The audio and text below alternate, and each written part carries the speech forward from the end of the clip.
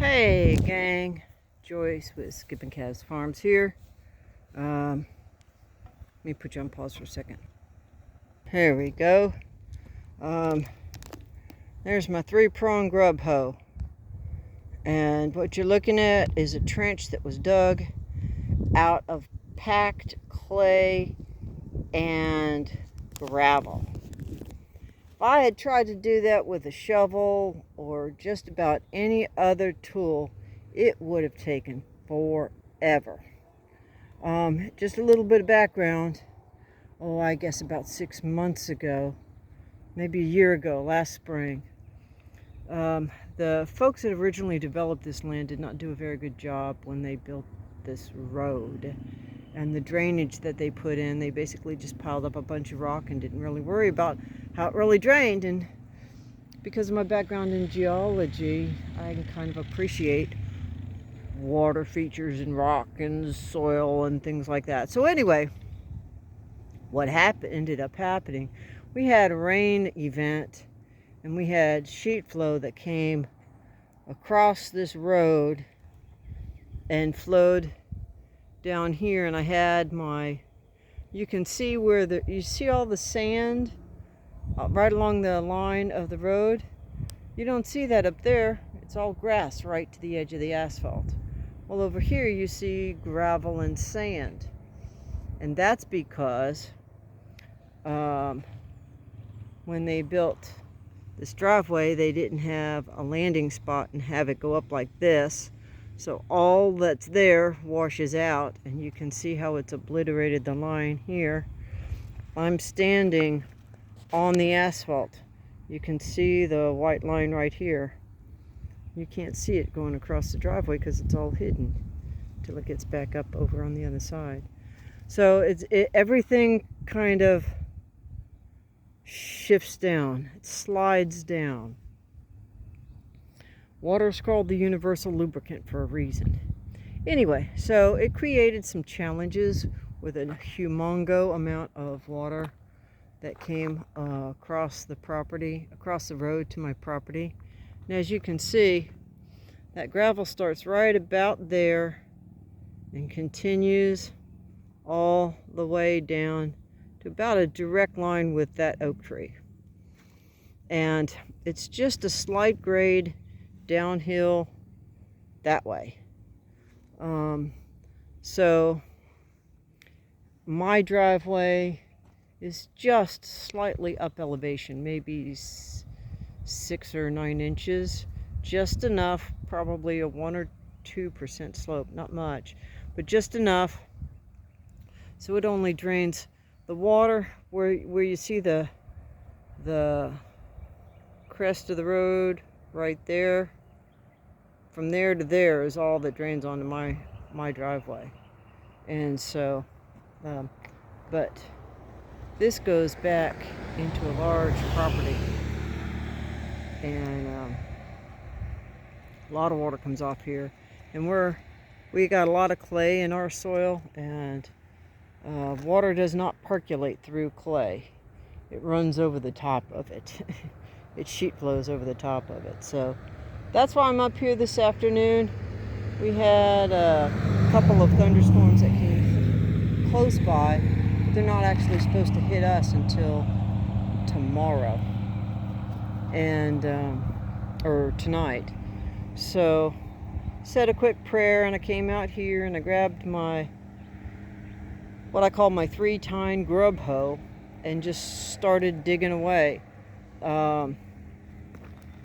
This is where is that?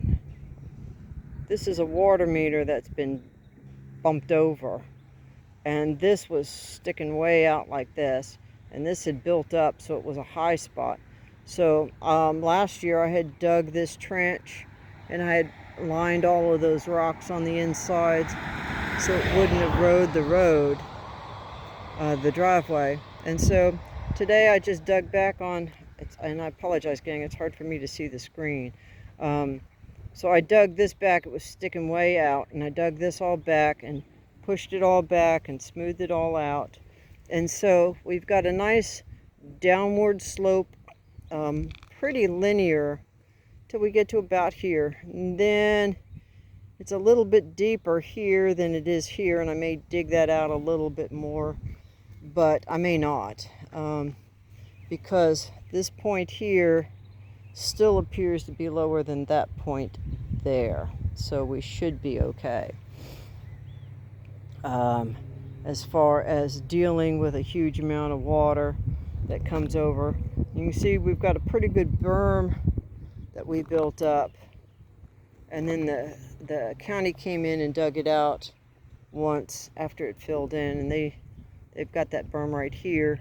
And then there's still a little bit that's maybe 3 or 4 inches above the roadway most of the way, till you get to about there. And then when you get back there, it drops off straight. So there's no berm, but as you can see, that trench that I dug a year ago goes way back, and so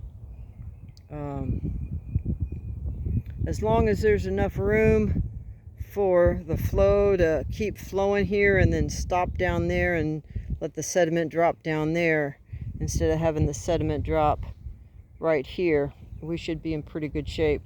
I'm just going to take, you see where I've got it piled up here and it's right up against this berm. I'm just going to take this talus, loose debris, and move it up this way to kind of give it a smooth slope and to give that channel a little bit wider, smoother bottom, so it'll handle more water. And I wanted to cut that corner off because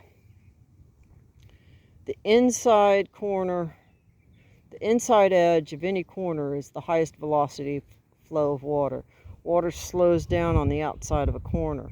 That's why, the water speeds up on the outside of a corner and slows down on the inside of a corner. That's why the corners tend to go from being like this to like this and making a little peak, and it's in this area where you dig for gold, because that's where the heavy stuff drops off first. So anyway, so I'm just gonna finish this up and smooth this off, and it's well after 5 o'clock on Saturday afternoon between Good Friday and Easter Sunday, so I've been on my feet all day, so I think I might just kind of chill a little bit, Lord willing, and the creeks don't rise. But hopefully this won't be necessary, but I have a feeling it's going to keep it from being necessary. It's going to just have just enough of a change so it doesn't create a problem going forward. So yeah, the speed limit here is 35. Can you tell? Everybody does the speed limit twice, once on the way up and once on the way back down. Most people drive 50, 45 to 60 through here. Drives me nuts. But you know, it is what it is, and I just hope they don't take anybody else with them if they have to. So with that, gang, I'm just going to finish up this last little bit of digging, and then I'm going to take my boots off and put my feet up. With that, I wish you blessings for the day, and whatever you do, just keep chasing the dream.